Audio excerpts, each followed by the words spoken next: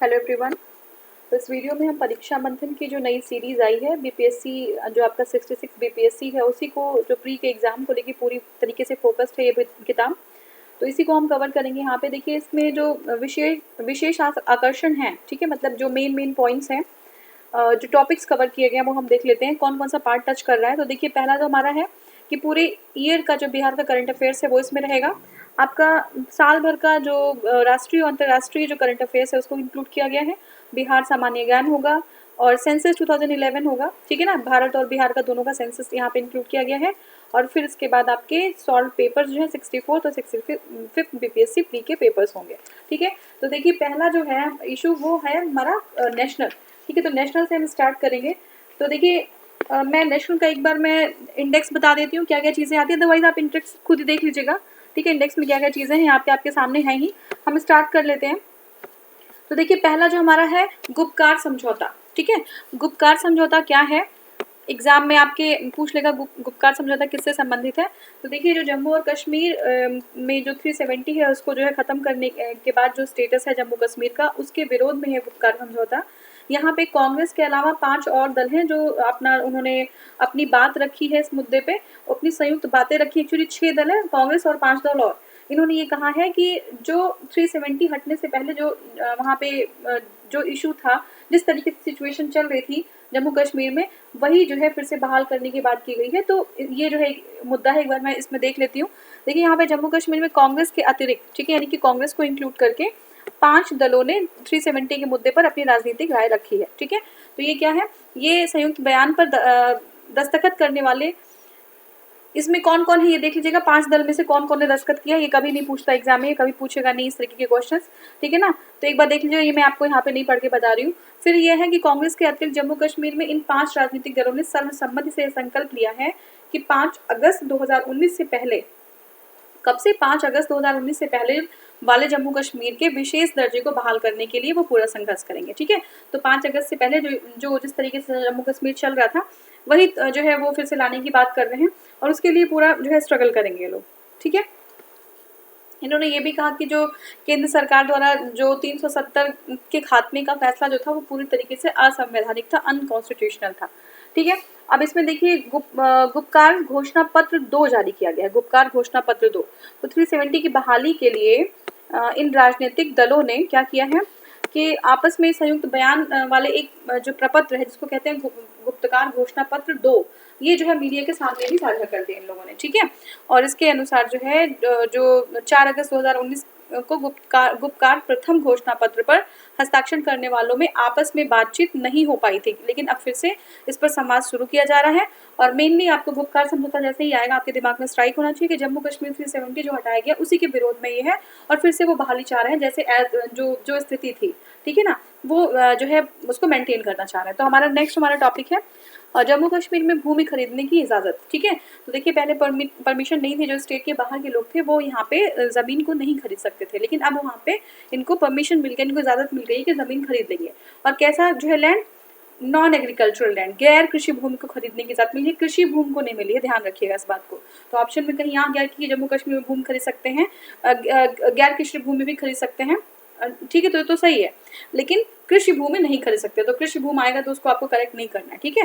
तो इसमें क्या है कि जो हमारा गृह मंत्रालय है, केंद्रीय गृह मंत्रालय, उन्होंने जम्मू कश्मीर में भूमि संबंधित मामलों को नियंत्रित करने वाले नए नियम अधिसूचित कर दिए हैं, ठीक है। इस कानून के माध्यम से अब कोई भी भारतीय, चाहे वो जो है नागरिक केंद्र शासित प्रदेश जम्मू कश्मीर में गैर कृषि भूमि खरीद सकता है, कोई भी, मतलब अपने इंडिया का कोई भी सिटीजन, चाहे वो, अब ये जो है कोई रिस्ट्रिक्शन नहीं है कि आप जम्मू कश्मीर में रह रहे नहीं रह रहे। पहले ये स्थिति थी कि अगर जम्मू कश्मीर से बाहर है तो आपको ना वहाँ पे एम्प्लॉयमेंट का कोई मतलब गारंटी है और ना ही आप जो है वहाँ पे कोई लैंड एक्वायर कर सकते हैं, ठीक है। तो ये चीज़ थी। तो अब यहाँ पे जो है इन कानून के माध्यम से कोई भी भारतीय नागरिक केंद्र शासित जो हमारा यूनियन टेरिटरी बन चुका है जम्मू कश्मीर, वहाँ पे भूमि खरीद सकते हैं। और केंद्र सरकार ने एक अधिसूचना के माध्यम से जम्मू कश्मीर में भूमि खरीदने के लिए स्थायी निवासी होने के शर्त को समाप्त कर दिया है।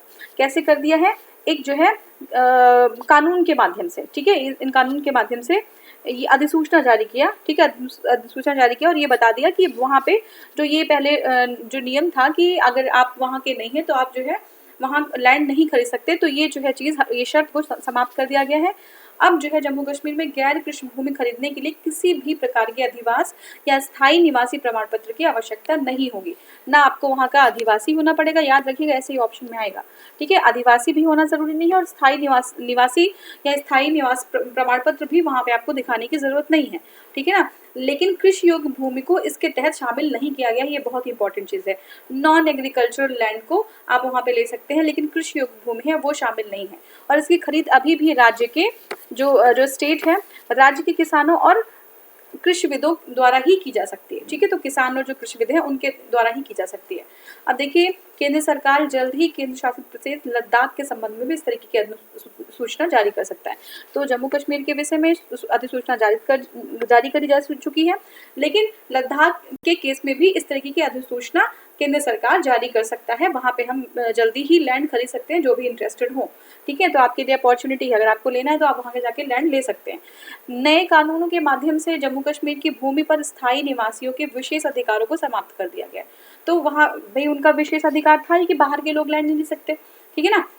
लेकिन अब ये समाप्त कर दिया गया। जम्मू कश्मीर के बाहर निवास करने वाले आम लोग निवेशक सभी जम्मू कश्मीर में भूमि खरीद सकेंगे। जो निवेश करना चाहते हैं वो भी, और आम लोग हैं जो वहाँ पे लैंड लेना चाहते हैं तो वो वहाँ पे लैंड ले सकेंगे, जिससे इस क्षेत्र के का विकास सुनिश्चित हो जाएगा, ठीक है।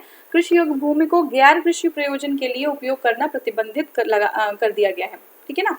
अगर कोई जो है एग्रीकल्चरल लैंड है उसको नॉन एग्रीकल्चरल पर्पस के लिए यूज करना, वो जो है वहाँ पे रेस्ट्रिक्टेड है। ये याद रख लीजिएगा कि कृषि योग्य भूमि को गैर कृषि प्रयोजन के लिए उपयोग करने पर प्रतिबंध लगाया गया है, ठीक है। अब देखिए कृषि योग्य भूमि को शैक्षणिक या स्वास्थ्य देखभाल सुविधाओं की स्थापना करने हेतु प्रयोग किया सकता है, ठीक है ना। लेकिन अगर जैसे कृषि योग्य भूमि का उपयोग गैर कृषि के प्रयोजन से हम नहीं कर सकते, लेकिन कुछ एक्सेप्शंस हैं। क्या है एक्सेप्शंस? ये हैं कि शैक्षणिक या स्वास्थ्य देखभाल सुविधाओं की स्थापना करने के लिए हम कृषि योग्य भूमि का यूज कर सकते हैं। किसके लिए? शैक्षणिक और स्वास्थ्य देखभाल सुविधाओं के लिए, ठीक है। नए प्रावधान के तहत कोर कमांडर के पद से ऊपर के पद पर कार्यरत सेना का कोई अधिकारी राज्य के किसी स्थानीय क्षेत्र को सामरिक क्षेत्र के रूप में घोषित कर सकता है। तो इम्पोर्टेंट है ये। क्या है? कोर कमांडर के पद के ऊपर, जो कोर कमांडर होंगे उनके पद के ऊपर का कोई भी, है ना, कार्यरत सेना का अधिकारी राज्य के किसी स्थानीय क्षेत्र को सामरिक क्षेत्र के रूप में घोषित कर सकता है, जिसका उपयोग केवल सशस्त्र बलों द्वारा परिचालन और प्रशिक्षण संबंधी आवश्यकताओं के लिए किया जाएगा। समझ रहे ना बात को, कि कोई कोर कमांडर से ऊंचा किसी का जो पोस्ट है वो सेना का अधिकारी किसी भी एरिया को वो सामरिक महत्व का, यानी कि जो है मतलब किसी पर्टिकुलर इंपॉर्टेंस के लिए जो है उसको एक कन्फाइन कर सकता है कि और कहीं जो है कोई एक्टिविटीज क्षेत्र में नहीं होगी, क्योंकि इस क्षेत्र में सशस्त्र बलों द्वारा परिचालन या फिर जो है ट्रेनिंग वगैरह की चीजें होंगी। तो ये कौन कर सकता है? ये कोर कमांडर के से ऊपर का कोई पोस्ट का सेना का अधिकारी हो, ठीक है। तो ये क्लियर हो गया होगा। तो समझ लीजिए आपने लैंड का क्या इशू है यहाँ पे, मतलब जो हमारा जम्मू कश्मीर है उसमें जो है ज़मीन खरीदने की इजाज़त जो बाहर के लोग हैं, स्टेट के लोग हैं, पहले उन्हीं को थी। उनके लिए एक अधिकार था जो आरक्षित था, लेकिन अब ये चीज़ नहीं है। बाहर का कोई भी हो वो लैंड खरीद भी सकता है और वहाँ निवेश भी कर सकता है। कंडीशन क्या है? वो लैंड आपकी नॉन एग्रीकल्चरल होनी चाहिए, एग्रीकल्चरल आप लैंड नहीं खरीद सकते। और एग्रीकल्चरल जो लैंड है उसको नॉन एग्रीकल्चरल पर्पजेस से आप यूज़ नहीं कर सकते, एक्सेप्ट जो आपका एजुकेशनल और फिर आपका हेल्थ से रिलेटेड कोई पर्पज है वहाँ पे आप यूज़ कर सकते हैं।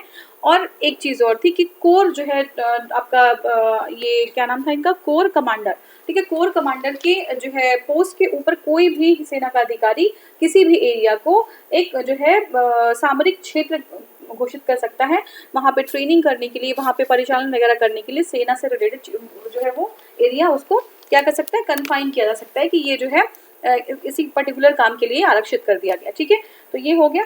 नेक्स्ट हमारा टॉपिक है डायरेक्ट पोर्ट एंट्री सुविधा, ठीक है। डायरेक्ट पोर्ट एंट्री सुविधा, तो देखिए मेक इन इंडिया में बहुत ही ज़्यादा सपोर्टिव है ये डायरेक्ट पोर्ट एंट्री सुविधा, ठीक है। जैसे हमारा जो है ये जो नाविक सेवा है, JNPT जो बंदरगाह है, ठीक है, वो जो है बहुत अच्छी तरीके से जो हमारा डायरेक्ट पोर्ट एंट्री सुविधा को वहाँ पे यूटिलाइज किया जा रहा है, ठीक है ना। तो अभी हम देखते हैं कि क्या है ये डायरेक्ट पोर्ट एंट्री फैसिलिटी, ठीक है।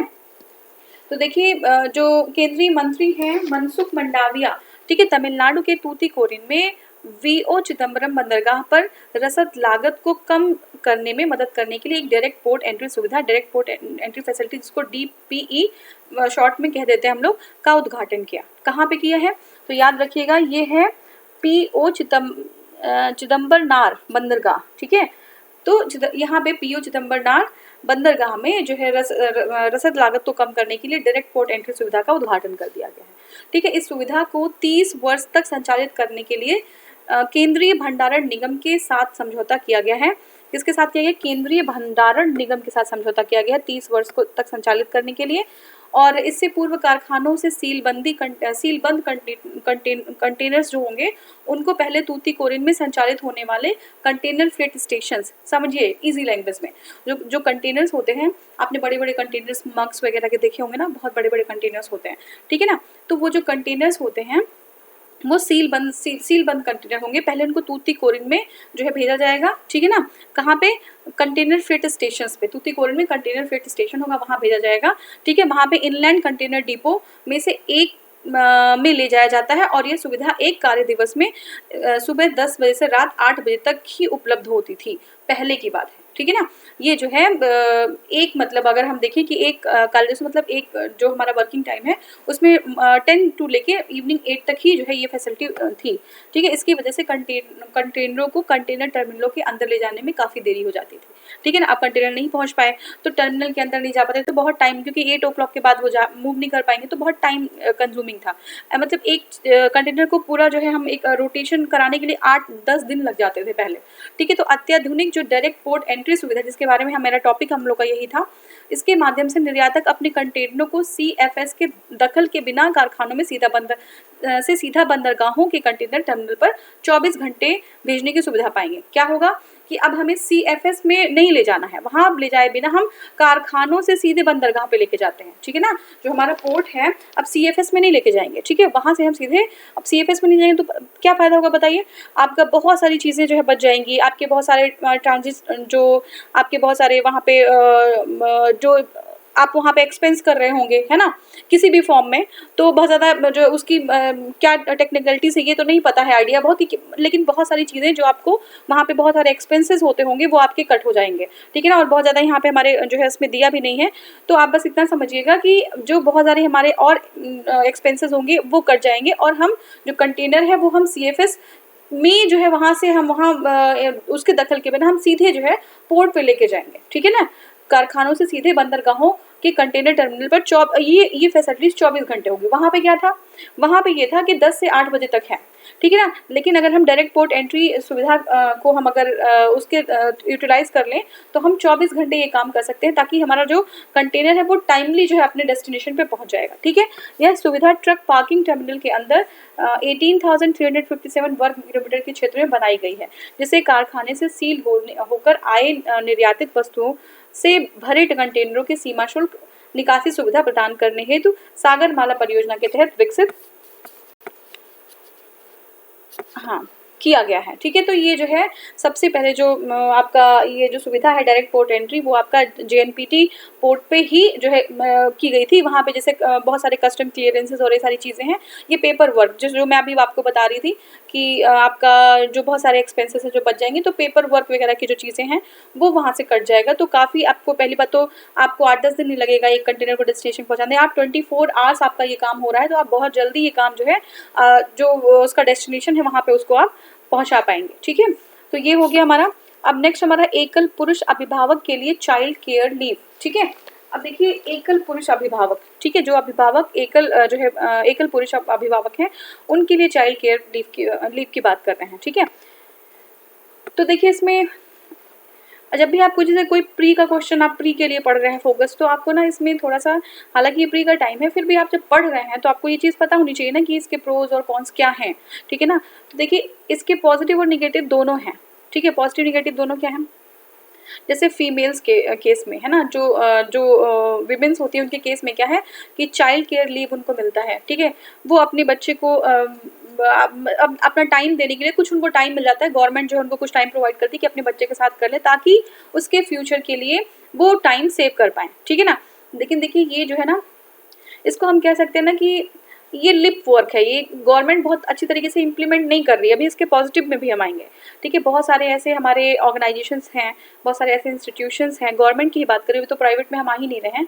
तो वहाँ पे जैसे आप पुलिस ले लीजिए, ठीक है ना, हमारा पुलिस डिपार्टमेंट है, या फिर आप रेलवेज ले लीजिए, यहाँ पे 3-3 शिफ्ट में काम होता है। पुलिस डिपार्टमेंट में तो 2-2 3-3 लोग घर पे वापस नहीं आते अपने, ठीक है। ऐसी कंडीशन में चाइल्ड केयर लीव का क्या मतलब बनता है, बच्चा जो है वो पेरेंटल जिस तरीके से पेरेंटिंग होनी चाहिए उससे जो है बहुत ज़्यादा अलग हो जाता है। बच्चा बहुत ही डिसएडवांटेज स्टेज में चला जाता है। जब उस बच्चे को अपने पेरेंट्स की नीड होती है तो पेरेंट्स वहाँ पे उस टाइम उसके पास नहीं हो पाते हैं, ठीक है।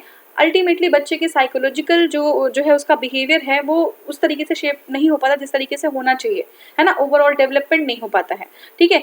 अब देखिए यहाँ पे कह रहे हैं एकल पुरुष के केस में, और अगर एकल पुरुष ना हो, अगर वो दंपत्ति हैं, तो क्या उनको लीव नहीं मिलनी चाहिए एकल पुरुष को? आपका क्या व्यू है आप कमेंट सेक्शन में बता सकते हैं, बट मेरा जो व्यू है मैं आपको बताती हूँ। ये मेरा व्यू है अपना पर्सनल, आप जो है इससे डिसएग्री कर सकते हैं। मेरा व्यू ये है कि देखिए जैसे एकल पुरुष हैं, अगर वो दंपत्ति है तो उस केस में भी उनको चाइल्ड केयर लीव मिलनी चाहिए, क्योंकि जब पेरेंटिंग होती है ना बच्चों की, तो उसमें फादर और मदर दोनों का जो है एक उनकी सहभागिता होती है इस चीज़ में, है ना। तो अगर मदर हैं, ठीक है ना, वो जिस तरीके से कह रहे हैं, कहीं ना कहीं ऐसा होता है ना कि कोई ज़रूरी नहीं है कि मदर्स को ही जो है सारा कुछ देखना है, या फिर गवर्नमेंट क्या कहना चाह रही है कि मदर्स ही सिर्फ डेवलपमेंट के लिए रिस्पॉन्सिबल है बच्चों के लिए, ऐसा तो नहीं है। फादर भी है उनके, तो उनको अगर जो है लीव मिलेगी और दोनों ही किसी तरीके से अपने बच्चे को सपोर्ट कर पाएँ, तो वो बहुत ही ज़्यादा जो है एक बहुत ही बेटर पर्सपेक्टिव जो है बाहर आएगा। समझ रहे हैं ना बात को? तो ये हम बात कर रहे हैं सिर्फ गवर्नमेंट फैसिलिटीज़ की, या गवर्नमेंट जो है किस तरीके से फैसिलिटाइज कर रहा है अपने जो है एम्प्लॉयज़ को। आप अच्छा यहाँ पे पॉजिटिव क्या है, पॉजिटिव ये देख लेते हैं कि जैसे देखिए एकल पुरुष अभिभावक के लिए चाइल्ड केयर की जो लीव की व्यवस्था की जा रही है, वो एक क्या होता है ना कि जैसे ट्रेलर होता है फिर मूवी चलती है, ऐसे ही ट्रेलर दिखाया जा रहा है बाकी और जितने प्राइवेट ऑर्गेनाइजेशंस हैं, ठीक है ना, क्योंकि शुरुआत नहीं करेंगे तो ये चीज़ होगी कैसे, ठीक है ना। अब आप अगर देख लीजिए कि जो हमारे गवर्नमेंट एम्प्लॉयज़ हैं लगभग 8% हैं, टोटल 8% हैं गवर्नमेंट एम्प्लॉयज़, है ना। तो 8% बहुत ही मिनिस्क्यूल नंबर होता है। 8% को अगर लीव मिल रही है तो ये बहुत ही कम नंबर होता है, और 8% में मतलब बाकी के जो है हमारे जो बच्चे हैं देश में, ठीक है ना, ये 92% बच्चे कहाँ जाएंगे, ठीक है ना। तो ये बहुत ही मिनिस्क्यूल है, लेकिन कहा क्या जाता है पॉजिटिव में अगर हम देखना चाहें तो ये स्टार्टिंग है, धीरे धीरे एक्सपेंड होगा, धीरे धीरे जो प्राइवेट सेक्टर हैं उनको भी इंकरेजमेंट मिलेगा किस तरीके की जो है वो चीज़ें सामने लेके आएँ। दूसरी बात ये है कि अब बहुत जगह ये चीज़ें प्रैक्टिकली देखी गई हैं कि जो फीमेल्स हैं चाइल्ड केयर लीव उनको देना पड़ता है, बहुत सारी और फैसिलिटीज़ देनी पड़ रही हैं, है ना। क्रेच की फैसिलिटीज़ आपके गवर्नमेंट इंस्टीट्यूशन में क्रेच की फैसिलिटीज़ नहीं है, ठीक है ना, प्राइवेट में तो आप बात जो है बहुत अलग की हो जाती है। तो ये फैसिलिटीज़ हैं कि इतने आपने इश्यूज़ पढ़ा ही होगा करंट अफेयर्स में कि जो है इस पर्टिकुलर अगर नंबर है एम्प्लॉयज़ का तो यहाँ पे जो है क्रेच की फैसिलिटीज़ होनी चाहिए, लेकिन ऐसा नहीं देखने को मिलता है। और साथ में लोग ने अवॉइड कर दिया है जो है विमेन है उनको जो है जॉब देने में, क्योंकि उनको लगता है कि हम इस तरीके की फैसिलिटीज़ उनको प्रोवाइड करनी पड़ेंगी। तो इसके पॉजिटिव्स और निगेटिव्स दोनों हैं। इसके पॉजिटिव्स हमने आपको बताया कि ये जो है एक मार्गदर्शन करेगा लोगों का, ऑर्गेनाइजेशंस का, प्राइवेट जो है आपका सर्विसेज का, कि इस तरीके से फैसिलिटी देनी होगी और धीरे धीरे एक्सपेंड किया जाएगा ये, ठीक है। लेकिन आप देखिए स्वतंत्रता के इतने साल बाद आज अगर ये कहें कि हम आज स्टार्ट कर रहे हैं, तो ये स्टार्ट तो बहुत पहले हो जाना चाहिए था कि अगर हम आज स्टार्ट करें और कब तक इसको हम एक्सपेंड कर पाएंगे, कब तक हम जो है फुल तरीके से सामने आ पाएंगे इस चीज़ को लेके। तो चलिए अब देखते हैं इसमें क्या है। हाल ही में भारत के कार्मिक एवं प्रशिक्षण विभाग DOPT द्वारा सूचना दी गई कि पुरुष सरकारी कर्मचारी भी अब बच्चों की देखभाल से संबंधित चाइल्ड केयर लीव प्राप्त करने में सक्षम होंगे। किसने कहा? DOPT ने कहा, ठीक है। कार्मिक मंत्रालय के अनुसार कार्मिक एवं प्रशिक्षण विभाग DOPT द्वारा इस संबंध में पहले ही आदेश जारी किया गया है, किंतु कुछ कारणों की वजह से लाभार्थियों तक इसका प्रचार नहीं हो सका है, ठीक है ना। कार्मिक एवं प्रशिक्षण विभाग के निर्णय के मुताबिक केंद्र सरकार के केवल वही पुरुष कर्मचारी चाइल्ड केयर लीव प्राप्त कर सकेंगे जो एकल पुरुष अभिभावक हैं। इसमें पुरुष कर्मचारी शामिल हैं जो विधुर हैं, ठीक है, जिनकी वाइफ नहीं है, या तलाकशुदा हैं, या फिर अविवाहित हैं, ठीक है, जिन्होंने अडॉप्ट किया हुआ है। तो कौन कौन से हैं? जो विधुर हैं, ठीक है, जो विडोवर हैं, ठीक है, जो तलाकशुदा हैं, और जो है अविवाहित हैं, ठीक है, यही लोग शामिल होंगे। इस कारण एकल अभिभावक के रूप में उन बच्चों की देखभाल, अब आप देखिए जो 8% की बात हो रही है वो भी नहीं इसमें शामिल है, उसमें भी सभी लोग को लीव नहीं मिल पा रही है जो एकल हैं उनको, ठीक है ना। तो क्या जो है पेरेंट और मदर दोनों का साथ जरूरी नहीं है बच्चों के डेवलपमेंट के लिए? तो ये एक बड़ा क्वेश्चन है, ठीक है। तो इस कारण एकल अभिभावक के रूप में उन बच्चों की देखभाल करने का उत्तरदायित्व है। चाइल्ड केयर लीव पर जाने वाला कोई कर्मचारी अब सक्षम प्राधिकारी की पूर्व स्वीकृति से मुख्यालय छोड़ सकता है, ठीक है ना। पहले परमिशन ले लेंगे, फिर वो जो है लीव ले सकते हैं। इसके अलावा चाइल्ड केयर लीव पर जाने वाले कर्मचारी छुट्टी के दौरान भी लीव ट्रेवल कंसेशन का लाभ उठा सकते हैं, ठीक है। दिव्यांग बच्चे के मामले में चाइल्ड केयर लीव को बच्चे की 22 वर्ष की आयु तक दिए जाने का प्रावधान को हटा दिया गया है। समझिए बात को, जो हमारे दिव्यांग जो है बच्चे हैं, उस मामले में चाइल्ड केयर लीव को बच्चों की 22 वर्ष की आयु तक ही दिए जाने का प्रावधान हटा दिया गया है। और अब किसी भी उम्र के दिव्यांग बच्चे के लिए सरकारी कर्मचारी द्वारा चाइल्ड केयर लीव का लाभ उठाया जा सकेगा। अगर बच्चा दिव्यांग है तो जो 22 साल की जो एज है ना, 22 साल की एज लिमिट की गई है कि 22 साल के एज में चाइल्ड केयर लीव दी जा सकती है। तो ऐसे जो है जो दिव्यांग बच्चे हैं उनके केस में ये टाइम लिमिट हटा दिया गया है कि 22 साल नहीं, जब तक वो बच्चे का देखभाल किया जाना चाहिए उनको लीव मिलेगी जब भी ज़रूरत होगी। ये है। और देखिए नेक्स्ट हमारा है पंजाब सरकार के कृषि विधेयक, ठीक है।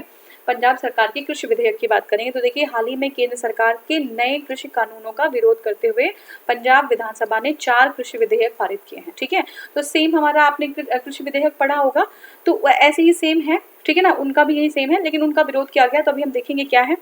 तो देखिए यहाँ पे जो है, देखिए पहले इसमें थोड़ा सा हम एक चीज़ समझ लेते हैं, उसके बाद हम स्टार्ट करेंगे। तो जैसे जो कृषि विधेयक है इसमें पहले क्या है कि एमएसपी का जो कॉन्सेप्ट है ना, एमएसपी की जो बात की गई है कि जो हमारे किसान हैं, ठीक है ना, वो अपना जो प्रोड्यूस होगा वो कहाँ कहाँ पे सेल कर सकते हैं, ठीक है। वो कहाँ पे सेल कर सकते हैं आप सोचिए। वो जो है सेल कर सकते हैं गवर्नमेंट को, है ना, एमएसपी के थ्रू गवर्नमेंट को सेल कर सकते हैं। मिनिमम सपोर्ट प्राइस जो गवर्नमेंट प्रोवाइड कराती है। दूसरा क्या कर सकते हैं, लोकल मार्केट में कर सकते हैं। तीसरा जो है एपीएमसीज जो होती है, जो मंडीज होती हैं, वो 3 जगह हैं उनके पास कि मंडी में कर दें, जो है जो हमारा लोकल मार्केट है वहाँ पे कर दें, या फिर गवर्नमेंट को कर दिया जाए, ठीक है ना। तो यहाँ पे कुछ प्रोविजंस जो मेन हमारा जो सेंटर का जो हमारा कृषि विधेयक था उसमें क्या था कि जो एपीएमसीज है, पहली बात तो किसानों को ऐसे देखा जाए तो किसानों का दायरा बढ़ा दिया गया। आप एक ही अपनी मंडी में नहीं बल्कि इंडिया में कहीं भी किसी भी मंडी में आप अपने प्रोड्यूस को सेल कर सकते हैं, ठीक है। तो ये पॉजिटिव्स हैं। अभी निगेटिव्स भी हम देखेंगे।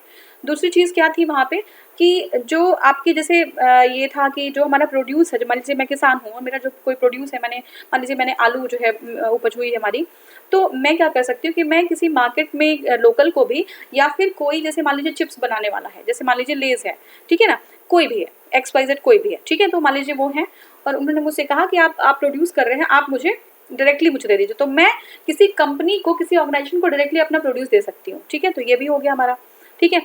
तीसरी बात ये कही गई है कि जो एमएसपी पे हम ले रहे थे, ठीक है, मिनिमम सपोर्ट प्राइस, वो शायद धीरे धीरे बंद कर दी जाएगी, क्योंकि जो प्रोक्योरमेंट था पहले तो एमएसपी पे लेके क्या किया जाता था, जैसे मान लीजिए कि गवर्नमेंट ने खरीद लिया किसानों का जो प्रोड्यूस था, तो क्या करते थे किसानों का प्रोड्यूस लेके उसको, जैसे हम लोग करते हैं ना कि जो फेयर प्राइसेस होते हैं, फेयर शॉप्स होते हैं, वहाँ पे लोगों को बहुत ही मिनिमम रेट पे जो है चीज़ें प्रोवाइड की जाती हैं ताकि वो सर्वाइवल जो है अपना कर सके, ठीक है।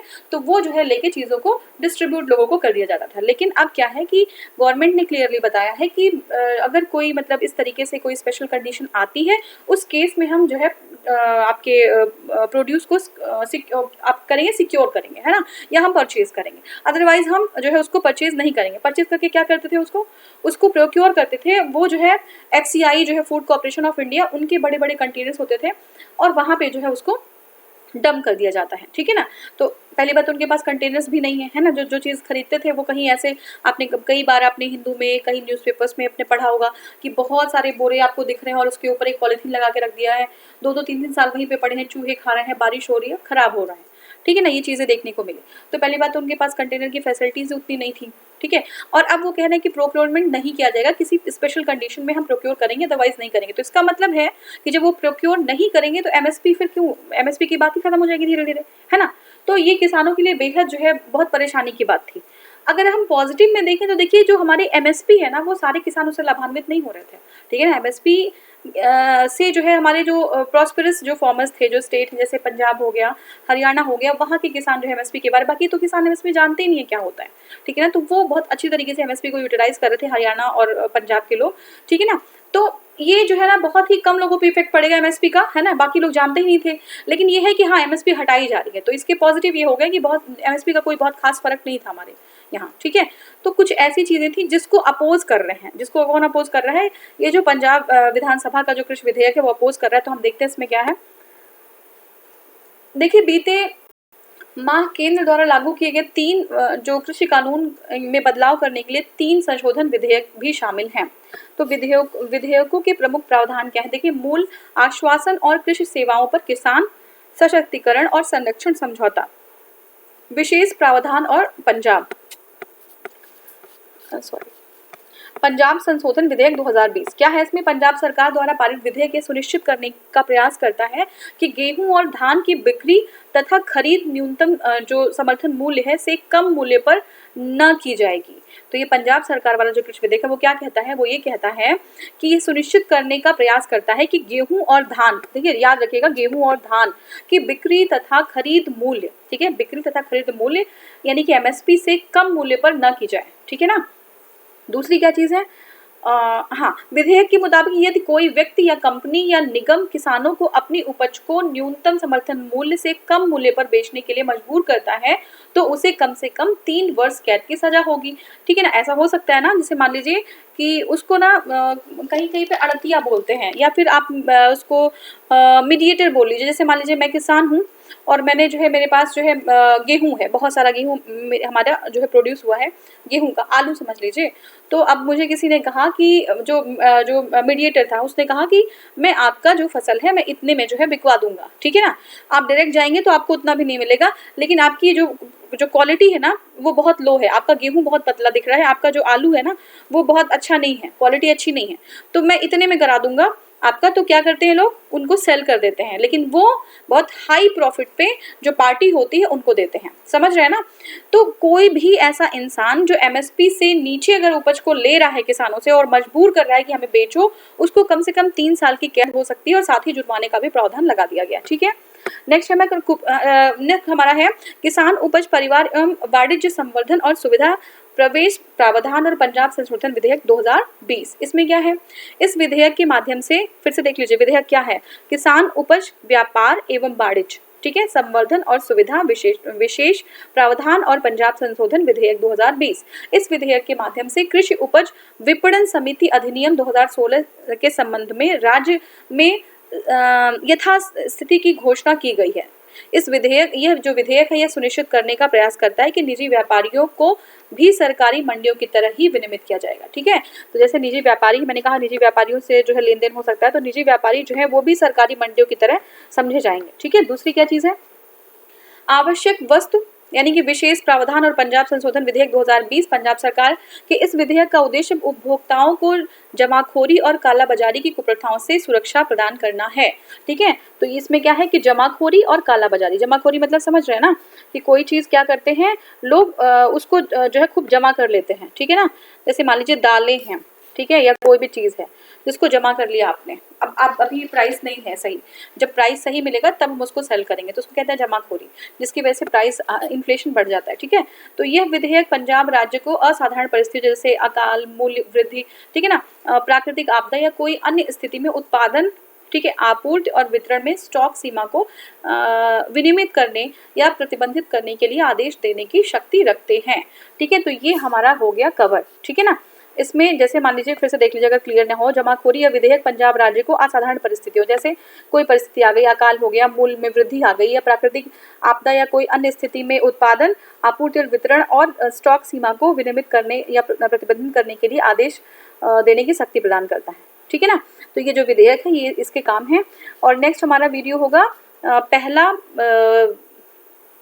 हर घर जल राज्य, ठीक है। तो ये गोवा है, लेकिन इसको हम नेक्स्ट वीडियो में कवर करेंगे। वीडियो जो है लंबी ना हो जाए ज़्यादा, तो इसको हम नेक्स्ट वीडियो में करेंगे। आप अपने व्यूज़ जो है कमेंट सेक्शन में बता सकते हैं, आपको कैसा जो है ये लग रहा है, या आप इसमें कुछ फॉर्मेट में कुछ चेंज करवाना चाहते हैं तो भी आप मुझे कमेंट सेक्शन में बता दीजिएगा कि आपको जो है इसमें क्या आपको जो है कंफर्टेबल है इस तरीके से पढ़ाने में, या आपको कुछ और चाहिए, या फिर जो है एक्सप्लेनेशन है उसको और बढ़ाया जाए या कम कर दिया जाए, ठीक है ना। तो ये आप कमेंट सेक्शन में बताइएगा। Thank you so much for watching. Thank you.